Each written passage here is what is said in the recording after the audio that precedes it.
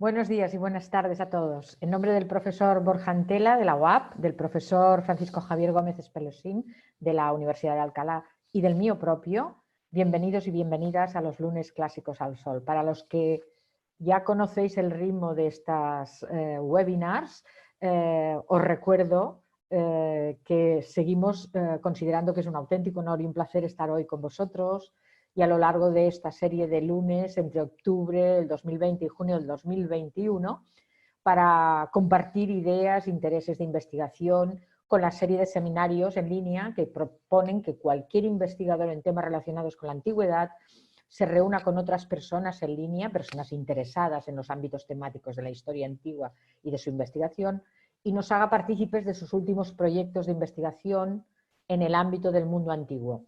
Os recuerdo también, como siempre, que estos seminarios se ofrecen en el marco del Máster del Mediterráneo Antiguo, que ofertamos las tres universidades, la Universitat Oberta de Cataluña, la Universidad Autónoma de Barcelona y la Universidad de Alcalá. Para, en cambio, los que estáis hoy aquí por primera vez porque estáis interesados en la temática que nuestro ponente va a tratar hoy, esta tarde o esta mañana, la estructura de las sesiones es muy sencilla. Ofrecemos entre las 5:30 y las 6:30 este espacio de encuentro virtual para desarrollar la ponencia de nuestro invitado, y su estructura es 30 minutos para la ponencia en sí, aunque si nuestro invitado lo necesita puede extenderse hasta 40 minutos, y el resto del tiempo hasta llegar a las 6:30 para que todos vosotros, todos ustedes, puedan hacer preguntas, consultas y comentarios sobre lo que hayan visualizado. Por tanto, les animo a colgar las preguntas en el chat para que luego yo las pueda recoger y establezcamos un debate con nuestro ponente. Y sin más, precisamente, damos hoy la bienvenida y paso a presentarles a nuestro invitado de hoy, el profesor José Luis Aledo. Graduado en Historia por la Universidad de Murcia, ha finalizado el Máster del Mediterráneo Antiguo y comenzará en breve el doctorado a través de la UNED, continuando con su temática de investigación. Tal como nos informaban la pasada semana, aprovechando el confinamiento, José Luis Aledo Martínez, página a página, escribió la historia desconocida de los elefantes en el mundo antiguo. En pocos meses tenía el libro entre manos. Este pasado sábado, este jovencísimo historiador alameño de 24 años presentó a 7 días Alama Los elefantes en la guerra helenística, publicado por la editorial Signifer, que se puede adquirir en cualquier librería del municipio por un precio bastante módico, teniendo en cuenta lo que significan los resultados de su investigación. Gracias a José Luis Aledo y a su voluntad de hacer difusión del trabajo que está desarrollando, hemos podido contar hoy con él para que nos hable sobre la introducción del elefante de guerra en Cartago y sus particularidades. Estamos seguros de que van a disfrutar. Gracias y adelante, José Luis. Muchas gracias, Gloria. Buenas tardes a todos y a todas. Y bueno, comenzamos con con la charla. A ver. Bien. Como pueden ver en pantalla, el tema del que voy a tratar hoy es sobre el elefante de guerra en Cartago y su introducción. Antes de adentrarme en esta interesante materia, me gustaría dar las gracias particularmente a la doctora Munille Solanille por esta oportunidad y a la Universidad Oberta de Cataluña en particular, porque mi formación fue excelente y yo recomiendo este máster a todos aquellos interesados en ampliar su conocimiento. Bien, comenzamos. Cuando hablamos del elefante de guerra, tenemos una visión tópica derivada en parte de la literatura gestada en el Renacimiento y en la contemporaneidad. Entonces he considerado que debemos de partir de los comienzos. El elefante de guerra nace en el subcontinente indio, en el periodo védico, aproximadamente en el año 1000, cuando tenemos los primeros testimonios por la épica india, en la que sabemos que se incluye el elefante entre la infantería, la caballería y toda una serie de contingentes militares. Los principales rasgos de estos primeros contingentes de elefantes pues serían pues, que es un arma asociada a la figura del soberano, no porta torres, a pesar de que esa es la imagen que ha llegado a Occidente, sobre todo a partir de la iconografía helenística y helenística tardía, y podríamos decir que es un arma exclusivamente de la India. Si bien es cierto que en África, en el Próximo Oriente, tenemos elefantes, pero solamente en el subcontinente indio contamos con información de su uso militar. Aquí tienen una bonita imagen sobre un elefante indio, porque como adelanto, trataremos las particularidades de las especies que existen de elefantes. Es en el siglo IV a.C. cuando en Occidente, en el mundo griego, tenemos las primeras noticias en la literatura, por una parte con la obra de Ctesias de Cnido, en sus tratados sobre Persia y sobre la India, cuando se nos habla por primera vez del uso de elefantes de guerra. Por una parte, Ctesias nos habla de la legendaria reina siria Semiramis, que amplía sus territorios, sus dominios hacia Etiopía, incluso proyecta una invasión de la India que fracasa precisamente porque no es capaz de confrontar con los elefantes, y también en los tratados sobre la India se nos habla de que los reyes persas reciben elefantes, y el propio Ctesias comenta que él mismo vio en Babilonia un elefante arremeter contra una palmera. La otra gran fuente es Aristóteles, que nos habla sobre aspectos anatómicos y ciertos aspectos que derivan en los posteriores tratados. Bien. Pero como digo, es en el siglo IV, concretamente en las últimas 3 décadas, cuando de la mano de Alejandro III de Macedonia y su anábasis oriental, pues tenemos los contactos de un ejército, como digo, griego con elefantes de guerra. Un primer contacto que se produce en Gaugamela, tanto que estos elefantes que están en el cortejo de Darío no participan en la batalla, pero los macedonios, cuando capturan el botín, los incorporan a su staff.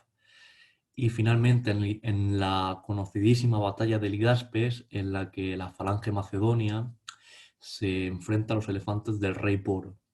Hay que decir que estos elefantes, a pesar de luego podríamos decir la propaganda que surge, se enfrentan a fuerzas de infantería.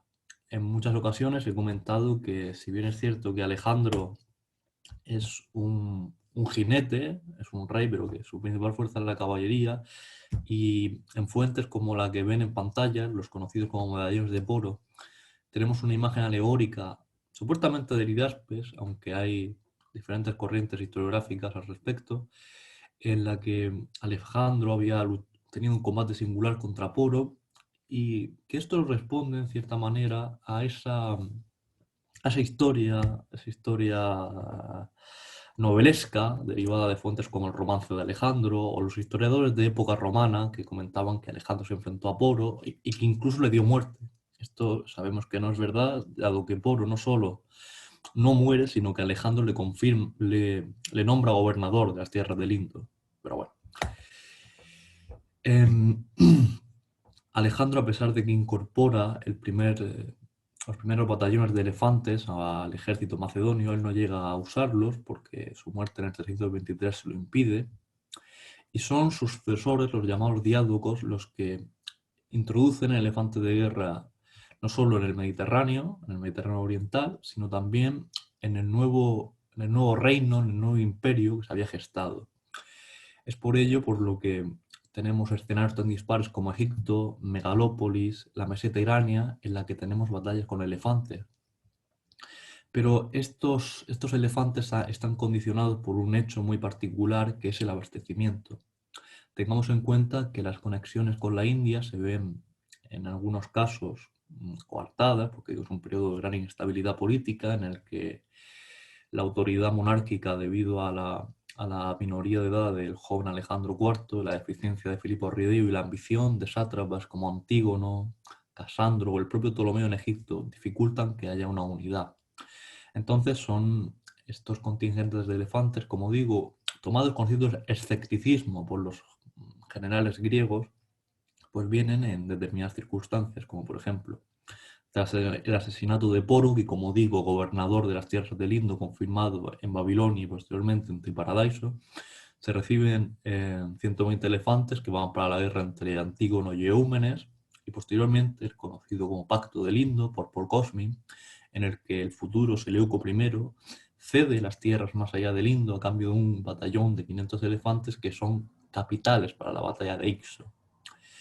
En cualquier caso, lo que nos interesa de estos elefantes, de estos primeros elefantes de guerra, es que no solo es un arma de un gran potencial. Recordemos que el elefante se circunscribe tanto a ataque contra empalizadas, contra formaciones enemigas, en menor medida contra caballería, pero de eso hablaremos otra ocasión. Es psicológico, mientras que los veteranos de Alejandro, aquellos que habían participado en las campañas de Lindo, estaban en cierta manera familiarizados. Para el mundo griego, me refiero a las ciudades continentales, el elefante era un animal desconocido que a partir de ahí se asocia a la figura del monarca. Aquí viene el texto del ataque a Megalópolis por el regente Polio Porqueronte, en el que el estratego local, Damis, me parece, que nunca me sale el nombre, que se nos dice Diodoro, que había sido un veterano en las campañas del Indo, crea una interesante estrategia de placas de pinchos para frenar a estos animales. En cualquier caso, en estos años, que van desde el 323 hasta prácticamente la muerte de Seleuco en el 281, el elefante es un elemento asociado a la figura del monarca, que en cierta manera responde a un tratamiento específico de la ideología del poder.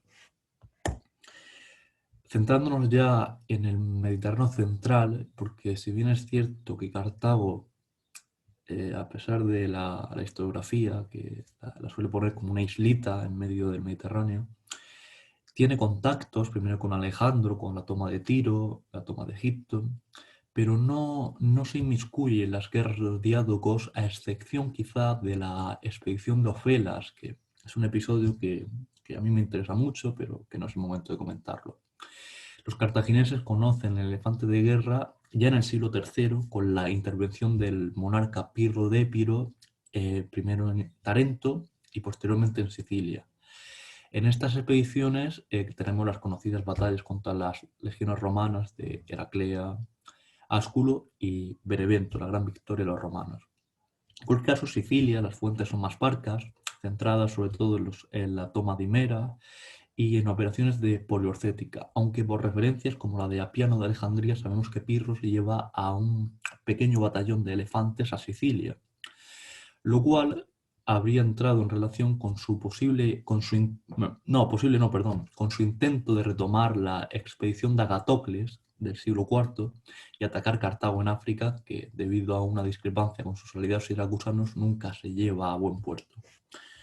En cualquier caso, los elefantes que los cartagineses conocen en el ejército de Pirro no son como estos primeros elefantes que yo hablaba, por ejemplo, de la batalla de Gaza, de la invasión de Pérdicas de Egipto. Estos elefantes ya van equipados con torres y podríamos decir que están equipados a la Helena, a la guerra griega. No son estos elefantes, los elefantes indios he comentado que no usan torres, solo está su cornaca con la guijada, que aquí pueden ver a continuación, esta especie de palo metálico para dirigir al animal. Y por lo tanto los cartagineses se ven con un perfeccionamiento de esta arma táctica. Y como digo, es la primera guerra púnica cuando se introducen los elefantes. La batalla de Agrigento se toma como el primer enfrentamiento en el que tenemos constancia por las fuentes, aunque dispares en la información y en los números acerca de los elefantes que portan los cartagineses. Estos primeros elefantes, pues hay que decir que no tenemos mucha información, aunque extrapolando las fechas, yo en algún artículo he postulado que es en el periodo que va entre la expulsión de Pirro y el desarrollo de la Primera Guerra Púnica donde se produce este abastecimiento. En cualquier caso, los comandantes cartagineses, como digo, ajenos a la guerra helenística de los generales de Alejandro, solamente conocedores por Pirro, pues no tenían una experiencia en el uso del elefante. Y esto es importante porque si hacemos una mirada hacia el pasado, los propios comandantes helenos no sabían muy bien cómo sacar todo el partido. Y los romanos, ya conocedores por Pirro, de las batallas que he comentado, pues revierte la situación. En cualquier caso, estos descalabros, cuyo canto del cisne es la invasión de Réulo, del norte de África, y la derrota en Adis, pues dan paso a un cambio de paradigma. Y este paradigma viene de la mano del comandante lacedemonio o espartano, Jantipo. Jantipo es un personaje, a mí siempre me ha fascinado porque está entre las sombras y las luces de la historia de Cartago, del que no sabemos tampoco mucha información. Polibio nos dice que una delegación cartaginesa marcha a Grecia a reclutar mercenarios y que este condottiero, conocedor de los desastres que habían vivido los cartagineses, probablemente estaba familiarizado en la táctica militar helenística, lo cual ha llevado a historiadores como Kistler a hablar de que pudo haber luchado contra Pirro en sus campañas del Peloponeso, en la que tenemos constancia de que había elefantes de guerra. Propone al Senado cartaginés dirigir él las operaciones contra los romanos ante la inoperancia de los mandos locales. Y como digo, en el Bagradas se produce la gran victoria de los cartagineses de la Primera Guerra Púnica, en la cual las unidades móviles, ya sea elefantes y caballería auxiliar númida, son las que dan la gran victoria. En tanto que los romanos, Polibio nos ofrece un relato de moral y novelesco en las que los romanos estaban henchidos de su gloria, deseosos de conquistar Cartago. Y Jantipo revierte la situación mediante el uso de unidades móviles, lo cual da paso a un nuevo escenario que nos lleva a la batalla de Panormo. Panormo es un enfrentamiento muy interesante porque, como digo, en época helenística, y disculpen que me retrotraiga tanto, pero es que es necesario. Los comandantes griegos necesitan por lo menos 2 décadas para familiarizarse con el uso de los elefantes y los cartagineses, en cierta medida, por el uso de la... por el uso, perdonen, por el uso de la ayuda de un comandante extranjero, que es Jantipo, que como digo, probablemente familiarizado con la guerra en Oriente,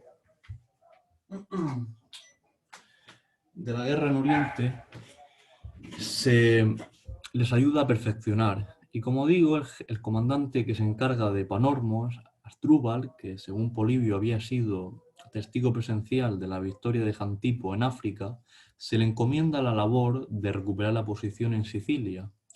Entre ellas se le dota de un batallón de 140 elefantes, los cuales, a pesar del éxito moral de los hechos, nos lleva a una estrepitosa derrota en la que el comandante romano aprovecha el terreno nivelado para asaetear a los elefantes.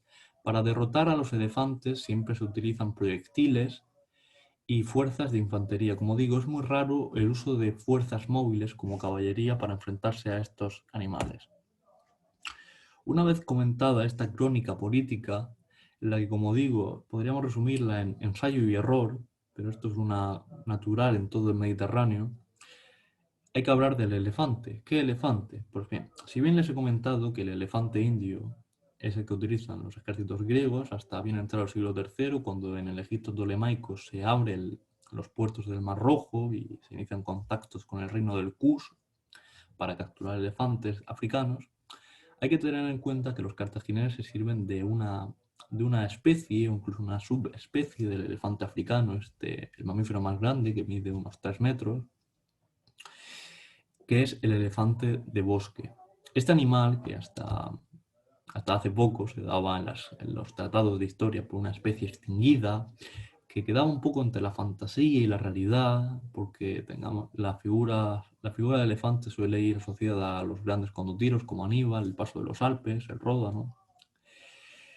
Se da un debate en torno a cómo estos elefantes, si llevan equipados, si no. En cualquier caso es una especie pequeña, equiparada a partir de paralelos de la arqueología con camélidos. Y como digo, aquí tenemos esta comparativa de las 2 especies, el elefante de bosque, que podríamos habituar en la zona del actual Marruecos, tanto en el sur como en el norte, y que hasta el siglo I después de Cristo ocupaba gran parte del norte de África, pero que debido a la sobreexplotación por el marfil, se repliega hacia latitudes más meridionales.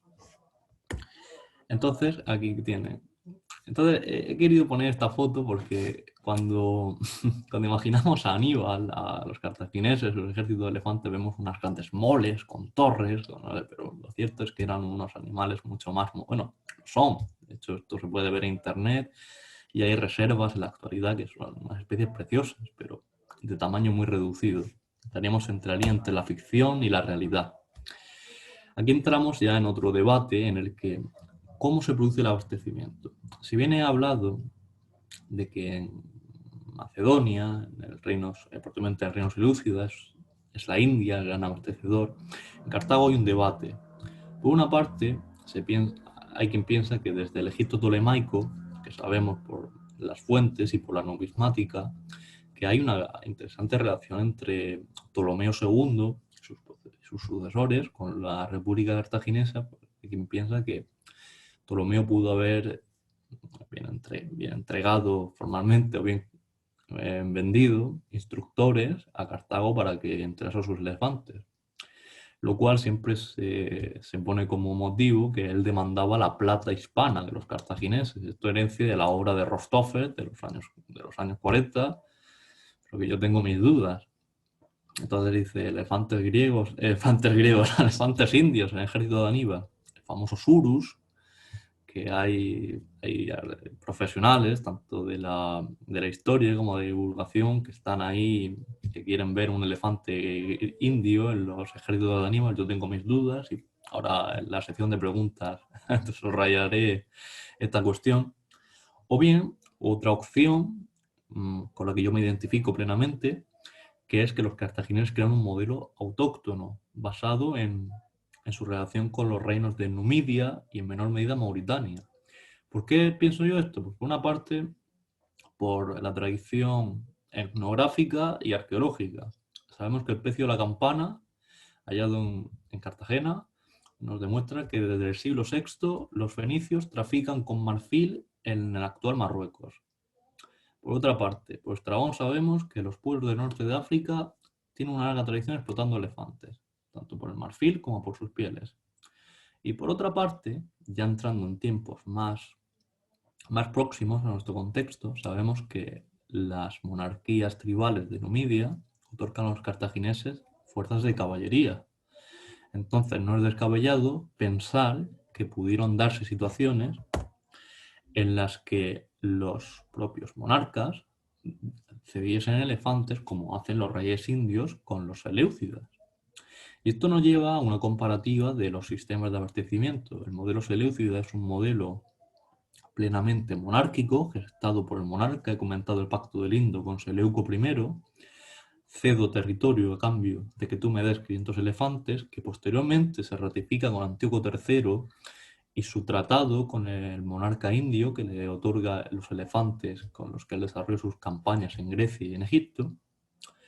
Y por otra parte tenemos el modelo tolemaico, un modelo estatal en el que no hay contacto con una entidad extranjera, o al menos a priori, que se basa en el establecimiento de factorías de caza, en la que tenemos inscripciones que nos hablan de cazadores pisidios, en el que el propio monarca cede recompensas a cambio de obtener los mejores ejemplares.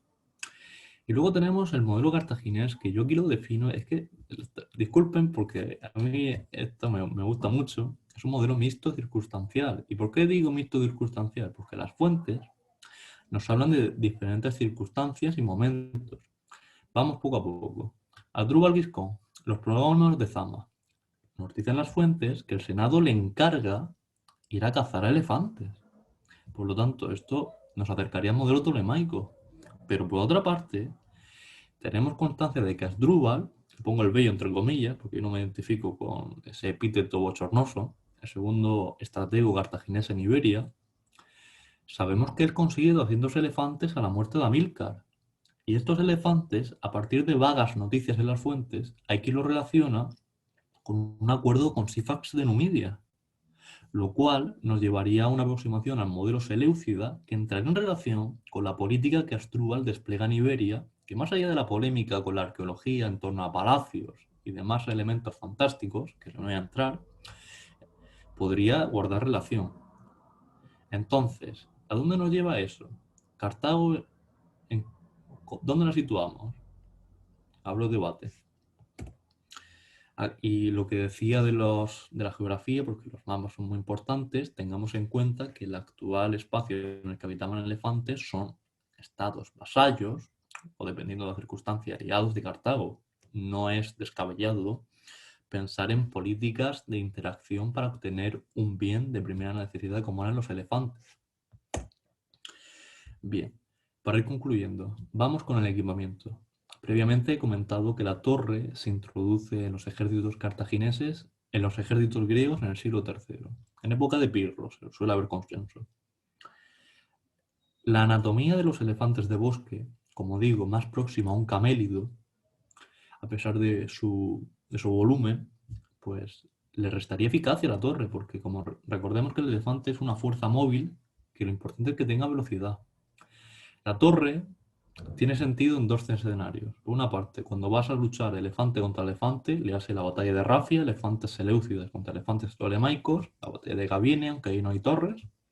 O bien, cuando el enemigo al que te vas a enfrentar no sabe lo que es un elefante. Recordemos el ataque a Megalópolis, o en Cartago podríamos hacer un equivalente a las campañas de los Barca en la península ibérica. Pero como digo, sería contraproducente restarle velocidad a un arma que, como digo, tiene mucho impacto psicológico. Ello me lleva a pensar, y esto se lo debo al bueno de David Soria Molina, que la torre suele ir equipado con un manto para que el animal no sufra laceraciones. Pongámonos en la piel de esas pobres criaturas que debieron de establecer un nexo entre el cuidador y el propio animal. Pero bueno. Entonces, autores como Michael B. Charles, que son respaldados por mi buen amigo San José Campos, piensan que no, que los elefantes cartagineses llevan torres porque en el Verum Africum se nos dice que cuando Escipión organiza la resistencia contra César, equipa con torres a sus elefantes africanos de los monarcas mauros. Vale, es aceptable, pero yo creo que entre época de Aníbal y época de César hay unos siglos y, como digo, sería contraproducente. Esto ya la comunidad científica dará la razón a alguien, pero a mi parecer una torre restaba eficacia al elefante en las lógicas cartaginesas de una unidad móvil cuyo objetivo es la velocidad.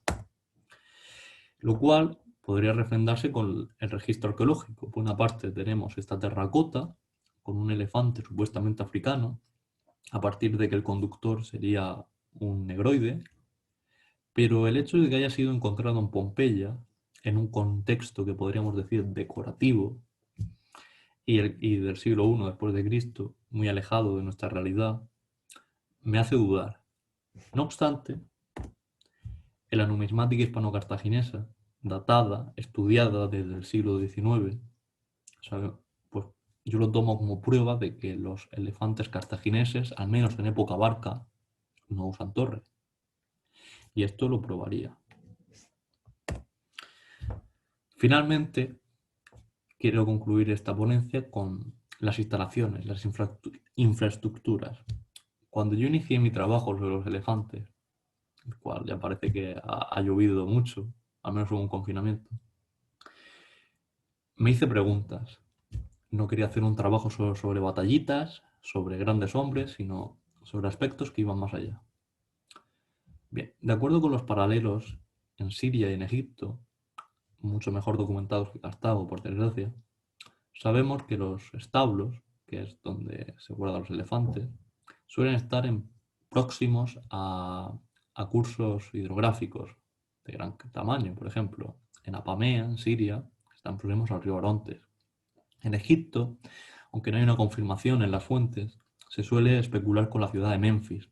¿Por qué Menfis y no Alejandría? Bien es cierto que el elefante en Egipto tolemaico no tiene tanto poder como en el reino seleucida y por lo tanto sería más una medida de contraofensiva en caso de una invasión. Por lo tanto, Menfis, su posición geopolítica, se correspondería más con este gran cuartel militar. Y finalmente, en Cartago, tenemos el testimonio de Apiano, que nos dice que estaban en el istmo y que elefantes y caballos convivían en las proximidades. lo cual me lleva a pensar, a respaldar la teoría de los jinetes númidas.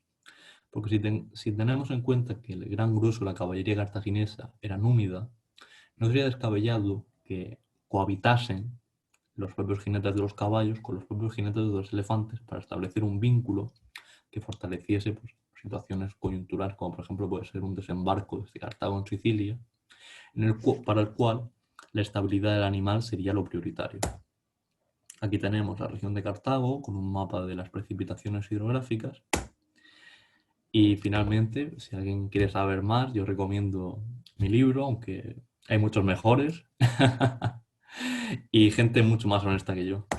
Muchas gracias a todos por haberme escuchado y por soportar esta charla.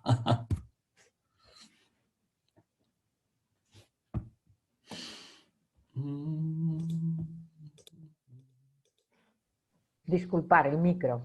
Muchísimas gracias, José Luis. La verdad es que ha sido muy interesante y lo explicas de una manera muy didáctica y muy interesante. Aunque no te lo creas, ya hay preguntas y por tanto, me permites, voy a compartir ya para poder... Un momentito, por favor. Caramba. No. Vamos a ver. Ahora. Disculpa. Ahora sí. Vamos a ver. Empezamos ya directos. Buenas tardes. Enrique nos dice, buenas tardes a todos. José Luis, yo todavía no he podido leer tu libro porque no ha podido ir a por él. Y por tanto, no sé si la pregunta ya estará resuelta en tu libro. Pero es muy importante para mí. ¿Por qué sobre los elefantes? ¿O por qué sobre el elefante? ¿De dónde te viene este interés por la investigación en este ámbito? Yo me sumo a la pregunta de Enrique. Vale. Pues esta pregunta viene dada, yo en esta vida tengo dos debilidades. Una es el deseo de conocer, lo que diría un griego el potos, y por otra parte los animales. Yo mi vida desde crío ha estado vinculada a los animales, yo he tenido muchos años perros, sé que no es equiparable a un elefante, pero sé lo que implica el vínculo con un animal.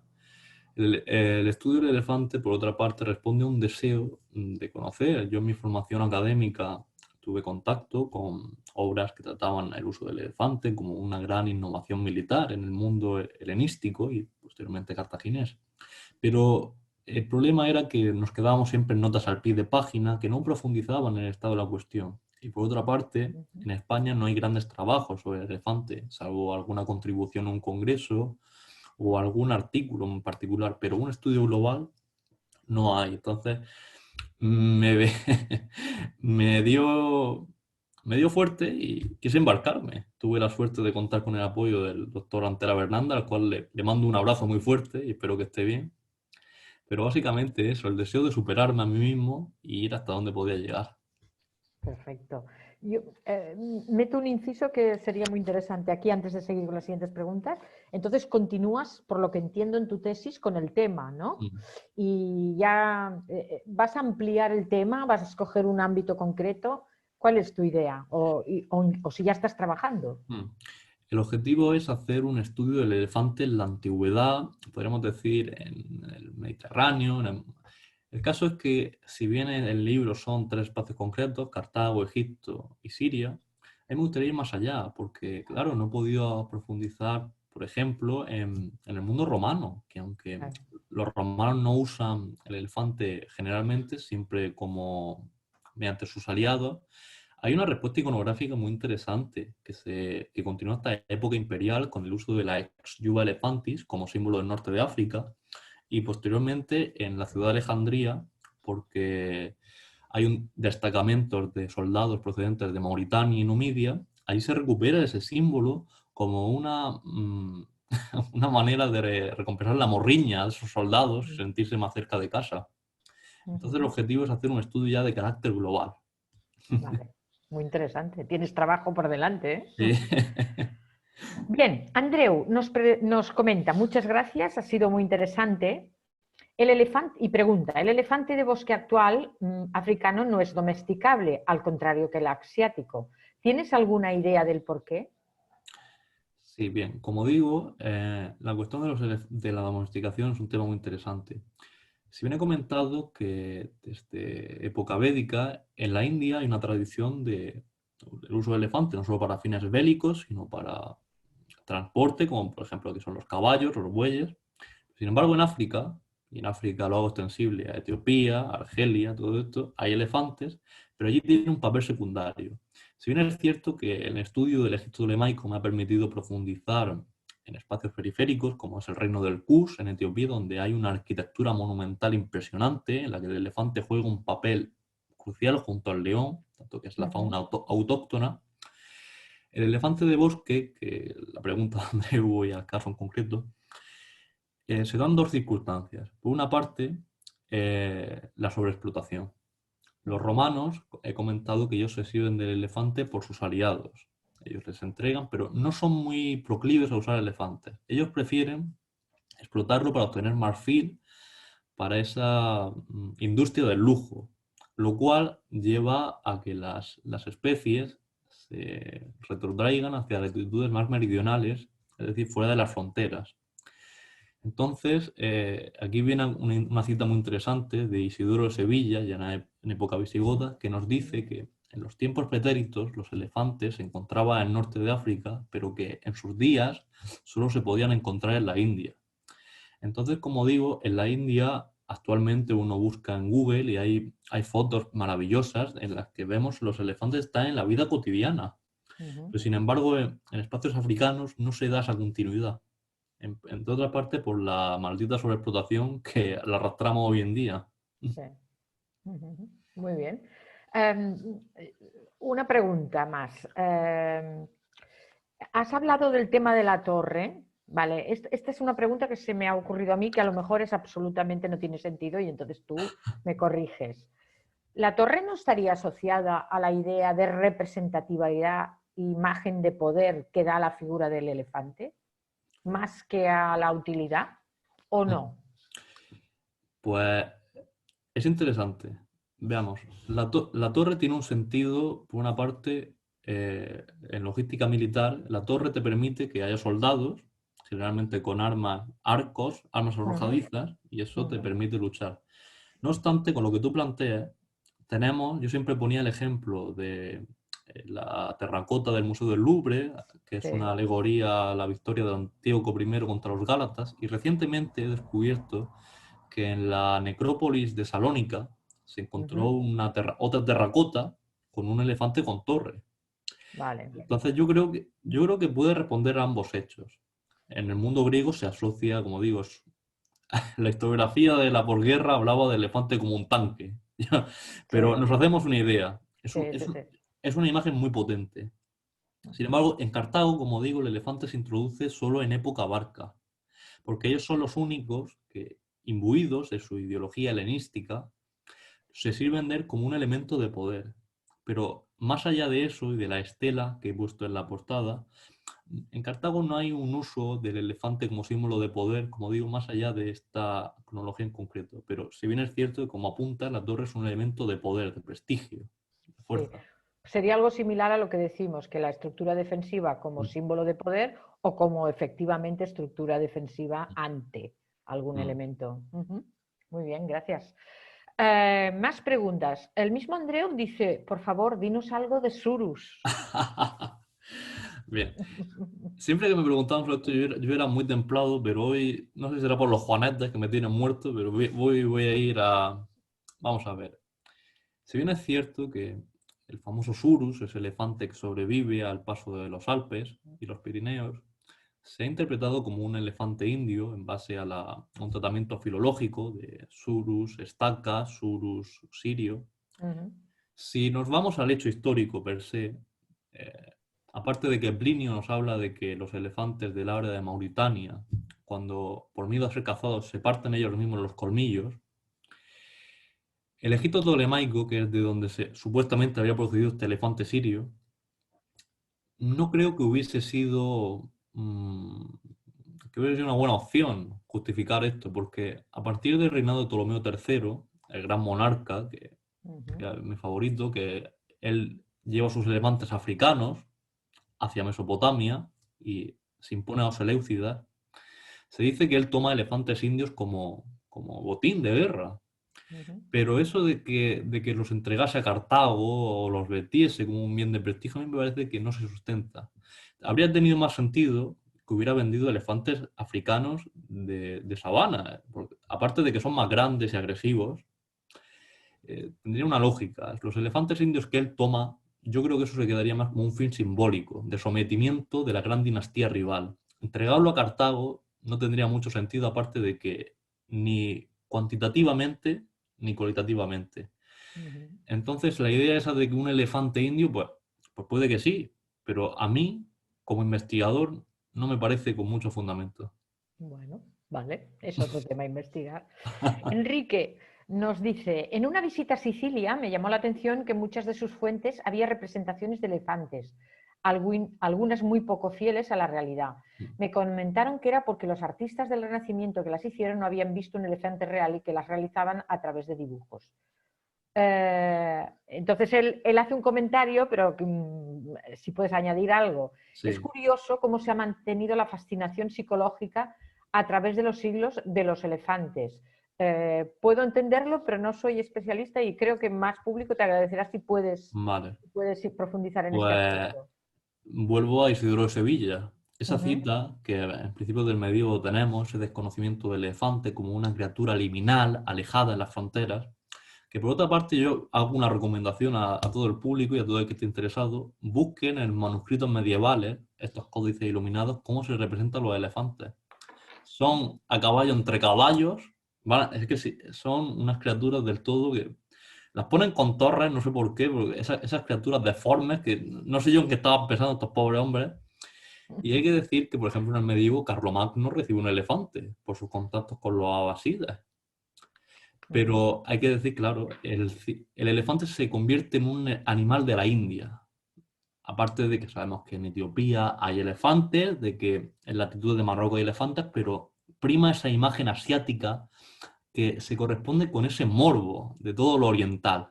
Sí, y como un elemento mítico, ¿no? Que Claro ofrece que, también. y con la pregunta de Enrique Sicilia, pues eso yo creo que es herencia también de Carlos I, Carlos V, sus campañas en el norte de África. Él se presenta como el Claro, nuevo Escipión. claro, el agua. Ujú. Entonces el elefante también se convierte en un símbolo de lo oriental, lo opuesto a lo europeo. Vale. Entonces hay un sentimiento ahí muy curioso y muy Sí, interesante. es muy interesante, sí. Otra pregunta. Dice, recientemente Mahaney ha propuesto el Col de la Traverset como el lugar por el que Aníbal pasó los Alpes de unos 3000 metros. ¿Lo crees compatible con el paso de los elefantes?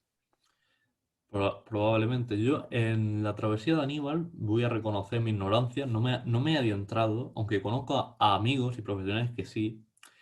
El paso de Aníbal, como digo, creo que puede confirmar la tesis del elefante de bosque. ¿Por qué? Porque, como digo, estos elefantes, aparte de que son más pequeñitos, el paso habría sido más fácil, en tanto que se le habría equipado bagaje. Y, como digo, el tema central de los elefantes es la muerte.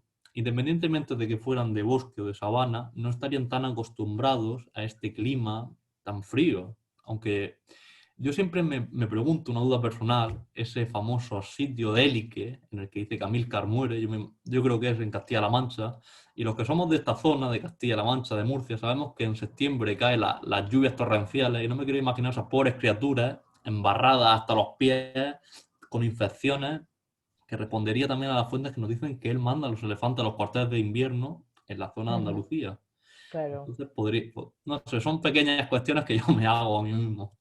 Él añade además que, como te ha oído, dice, en mi opinión, deberías tener en cuenta las capacidades de adaptación de los elefantes y que el norte de África tiene alturas superiores a los Pirineos. Mm. Supongo que conoce bastante tu punto de vista sobre este tema, Mm. imagino. No sé cómo lo ves tú. Sí, efectivamente, pero si bien las fuentes nos dicen que el área de hábitat de los elefantes es próxima al Atlas, como digo, aquí estaría cuestión de la altura, pero yo creo que los elefantes son más próximos a lugares con buenos recursos hídricos, que por lo tanto no me imagino yo elefantes en lo más alto del Atlas. No, Cuesta. Sí, pero la pregunta es buena porque no debemos asumir ciertos tópicos. Porque la muerte de los elefantes en el paso pues, pudo darse a mil circunstancias. Sabemos que mueren la mayoría de los elefantes, pero también morirían caballos, incluso los propios soldados, porque como digo, un gran paso en el que las provisiones se agotarían, habría muchas infecciones y no me he metido en la medicina, debo de leer el libro de César, pero sería interesante preguntar cómo la veterinaria afronta el cuidado del elefante. Sí. Yo aquí quería hacer un enlace que también algunos han comentado también y era ¿hasta qué punto era útil el uso de un animal con estos fines, con estas características, tan grande, tan pesado, tan más aclimatado al tiempo cálido que no al frío, o no, es lo que lo hemos hablado? ¿Hasta qué punto era útil? Pues es útil, los especialistas se ponen de acuerdo en algo que he adelantado yo. Si bien es cierto que tras la muerte de Alejandro, la regencia de Pérdiccas, el elefante se convierte en una novedad, en un símbolo del monarca. Pero el elefante tiene una debilidad, que cuando un enemigo está ya acostumbrado a él, lo primero que pierde es el efecto psicológico. Y como Sí, digo, claro. eso le ocurre a Pirro con los romanos, no es lo mismo lo que ocurre en Heraclea que en Benevento, y los cartagineses debieron de aprovecharlo contra las poblaciones de la península ibérica.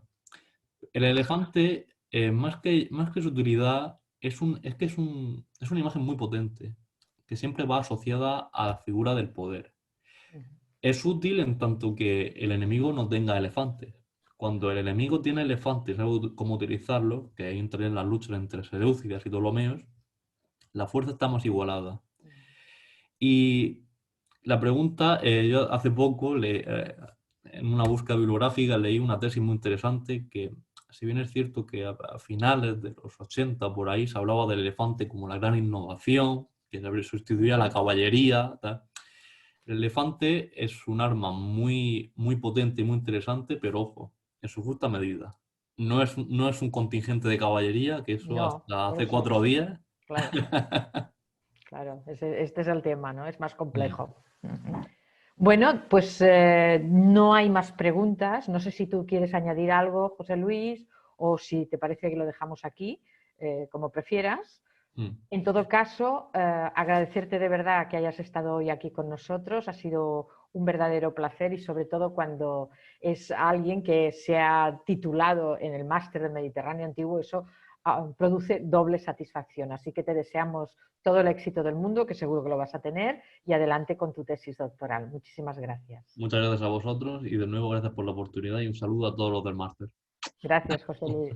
Y a ustedes, muchísimas gracias por estar hoy de nuevo con nosotros. No se olviden que el próximo mes de enero del 2021 tendremos una nueva sesión y una nueva cita en los lunes clásicos al sol. Muchas gracias.